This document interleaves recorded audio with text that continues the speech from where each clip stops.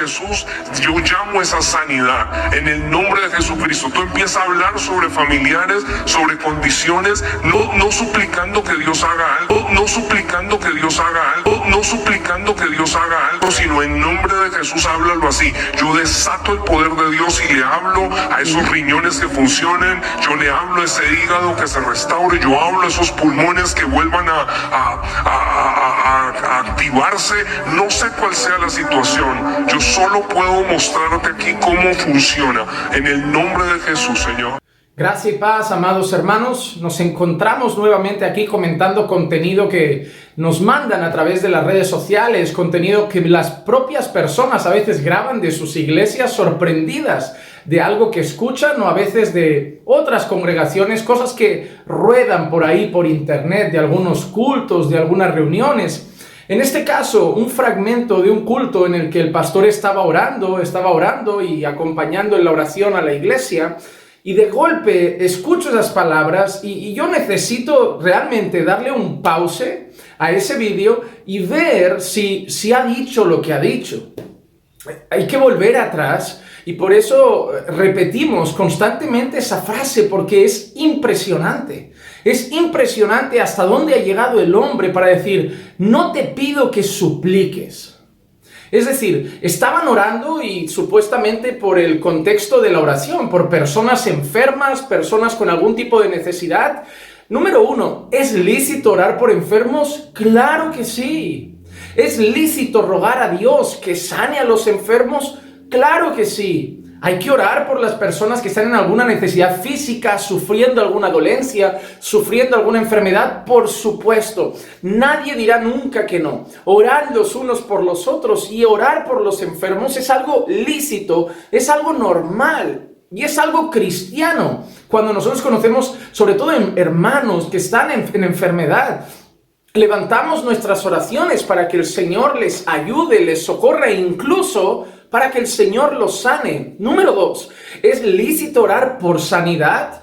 Es decir, no solo orar para que el Señor les dé fuerza en medio de la enfermedad, no solo orar para que Dios los sostenga en medio de la enfermedad, sino es bueno y es lícito orar para que Dios los sane. ¡Claro que sí! ¿Qué tiene de malo pedir? Nuestro Dios es todopoderoso. Nuestro Dios es un Dios que todavía sana. Nuestro Dios es un Dios que puede hacer milagros porque no tiene límites y no hay enfermedad que resista su poder si Él decide sanar. Así que pedir a Dios que sane una enfermedad, y le digo una cualquiera, desde la gripe más severa a un cáncer, a la lepra, al SIDA o lo que sea, es lícito pedir a Dios que sane a un enfermo. Así que orar por los enfermos es algo bueno, es algo normal.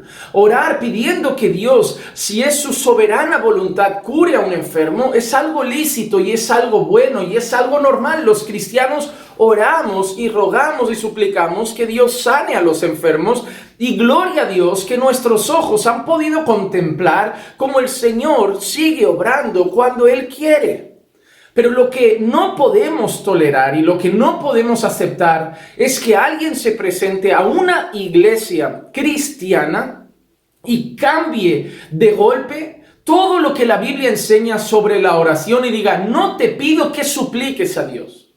Es decir, no te pido que le ruegues a Dios, que le supliques a Dios, sino que tomes la palabra y la desates, la lances o la declares. Eso es metafísica, hermano. Eso es el pensamiento de la nueva era. Repítelo y pasará, piénsalo y pasará, dilo mucho y pasará. Eso es el pensamiento de la nueva era que se ha infiltrado en el cristianismo. Eso no es orar. Eso no es la oración, hermano. Aquí no estamos diciendo otra vez Juan Manuel criticándolo todo. No, otra vez Juan Manuel intentando que alguien abra los ojos. Y gracias a Dios que muchas personas los están abriendo y se están dando cuenta que eso no está en la Biblia y salen corriendo a esos lugares porque así no se ora. Cuando nosotros oramos, estamos declarando al Señor, y cuando digo declarando, no digo yo declaro. Me refiero cuando estamos mostrando nuestra dependencia de Dios, nuestra necesidad de Dios.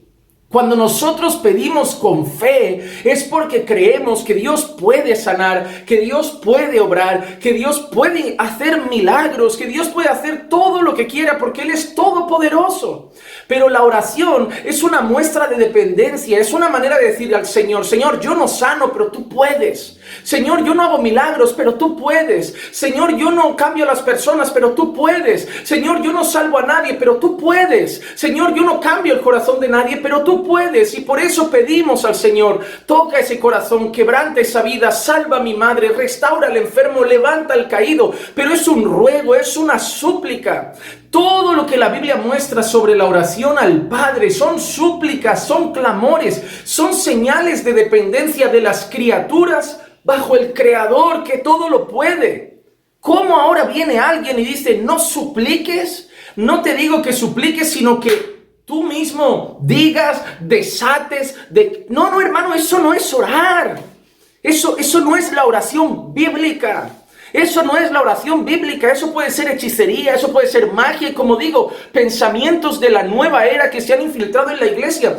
Pero eso no son modelos bíblicos de oración. ¿Acaso Pablo oró así?